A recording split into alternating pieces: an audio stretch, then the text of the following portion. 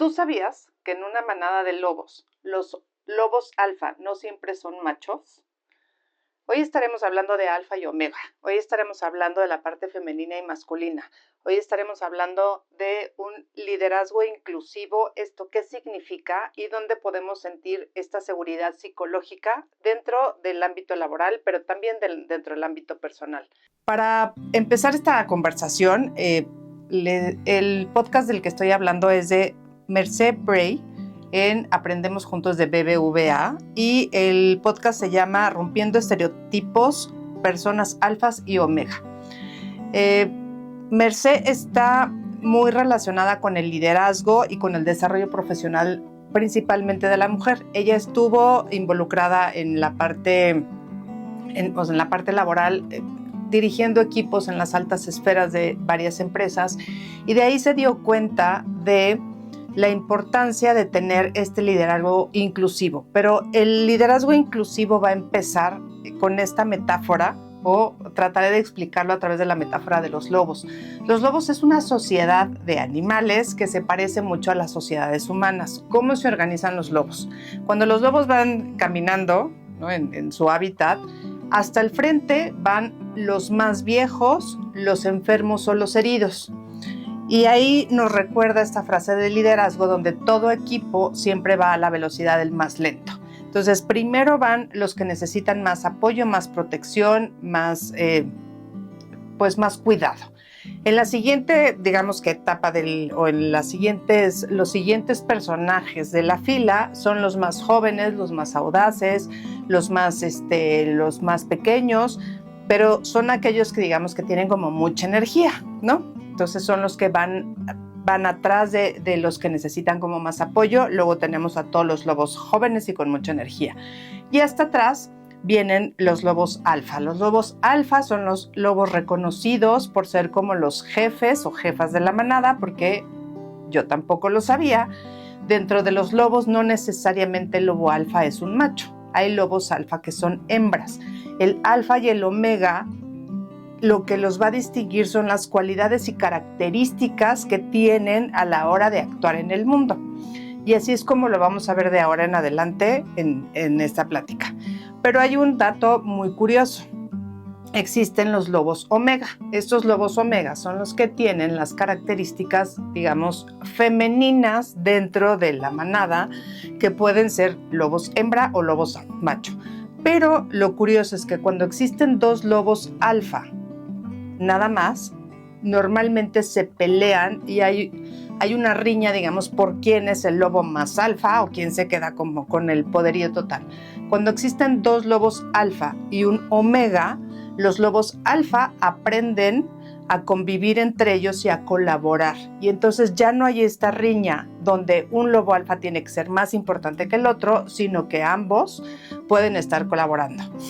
De esta metáfora, de esta idea de cómo se puede organizar una sociedad, es que aparece todo este tema del liderazgo inclusivo, que ese es como nos los plantea Mercé. ¿De qué se trata? Se trata de integrar al alfa y al omega dentro del mismo campo laboral y dentro del mismo tema del liderazgo, pero no como dos personas, sino como empezar a entender cómo nuestro cerebro tiene su parte alfa y su parte omega. Y ahorita les voy a explicar cada una de estas partes que tienen. El hemisferio izquierdo sería, digamos que nuestro hemisferio alfa. El hemisferio izquierdo es el hemisferio racional. Es el que analiza la información y la clasifica. Si no tiene la información, la inventa, que eso es algo muy importante. Nuestro cerebro no se puede quedar en blanco, con ideas vacías. Entonces, cuando no tenemos la información, lo que va a hacer nuestro cerebro es que va a inventar esa información para que todo quede relleno dentro de la... Imaginemos que tenemos como cuadrículas o como espacios donde va la información. Entonces, para que no quede vacía esa información, se va rellenando. Si no tengo la información real, entonces me la invento. Y se dice que las personas, los seres humanos, decimos entre 20 y 200 mentiras al día. Justamente por esto, porque vamos rellenando todas las partes que no conocemos.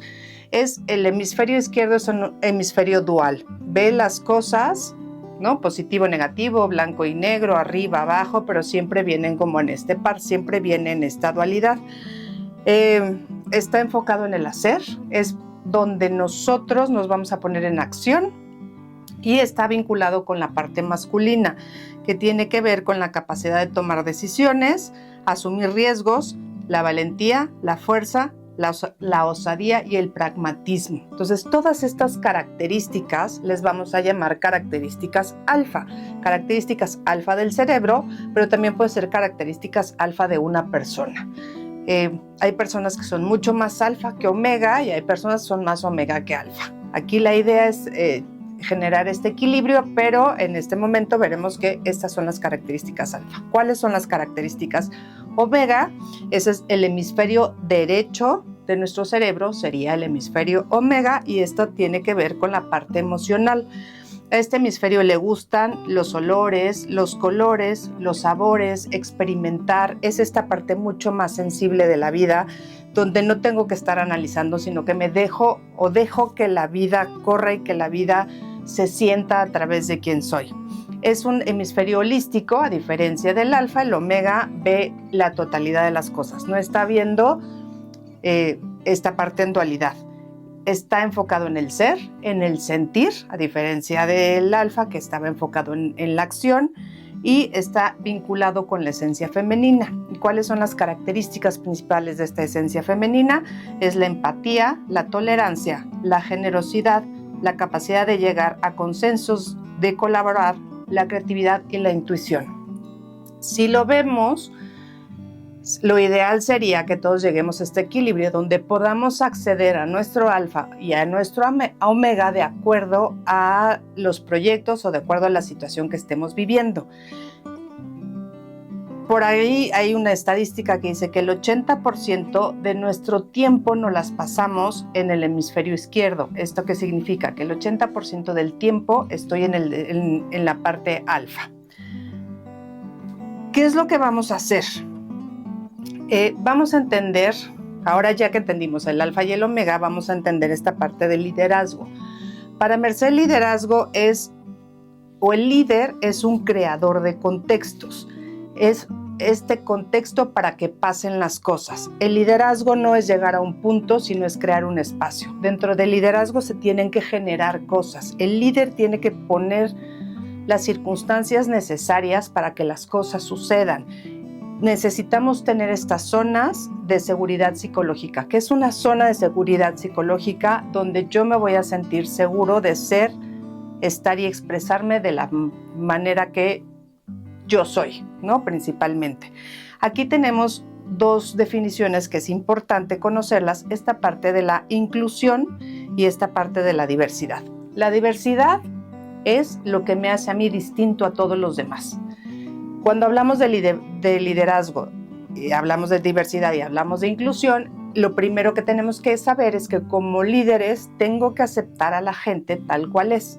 O sea, tengo que recibir a la gente con todas esas características maravillosas que lo acompañan y saber que cada miembro de mi equipo tiene diferentes características y cada una de esas características yo las voy a ir no solamente reconociendo, sino alentando y fomentando para que todos se sientan muy cómodos siendo quienes son.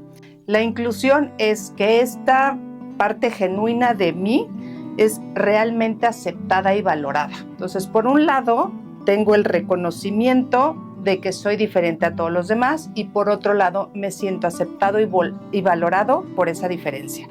Eso tendría que ser como la primera característica de este liderazgo de diversidad inclusiva, así es como lo llama Merced. Luego vamos a ver que para que yo pueda tener esta zona de seguridad psicológica, donde ya hablamos de la diversidad y de la inclusión, se necesitan 3 pilares fundamentales. El primer pilar es la confianza. Ya hemos hablado muchísimo de la confianza. Ya hablamos de la confianza en uno mismo. O sea, tengo que tener confianza como líder en quien soy, pero también tengo que confiar en mi equipo, tengo que confiar en las personas que me rodean, pero sobre todo tener la confianza de el potencial que tiene cada una de las personas que me acompañan. Es esta confianza de ponerle los retos sabiendo que pueden ir más allá de donde están actualmente. Ese tipo de confianza es la que tiene que proveer en estos espacios un líder. Que las personas que están conmigo en mis equipos puedan atreverse a ir más allá de donde han ido hasta este momento. El segundo pilar es el respeto íntegro a la persona, ¿no? Es respetar toda esta diversidad y tenerla en esta inclusión, ¿no? Eso es como parte del respeto. Y la imparcialidad es tratar a todas las personas de la misma manera o de la forma que necesitan. Aquí hay una pequeña diferencia en este tema en donde es importante que todos sean tratados igual, pero también es importante que cada persona reciba lo que necesita. Entonces, en el liderazgo, esta posición de repente es complicada, compleja, porque el equipo se tiene que sentir como en esta igualdad, donde no hay privilegios para nadie, pero también en esta individualidad donde soy visto por lo que soy y el líder está dispuesto a darme lo que yo necesito. No se trata de caprichos de la gente, no se trata de tú te ganaste y tú no, se trata de esta visión donde realmente voy a estar viendo a cada uno de mis colaboradores y les voy a dar lo que ellos necesitan para poder cumplir esta parte de la confianza, para que ellos puedan crecer en este equipo, pero que todos sean parte de algo que los contiene siempre, ¿no? Y por último, las actitudes que tiene que tener un líder para poder ser este líder de diversidad inclusiva son, uno, la curiosidad.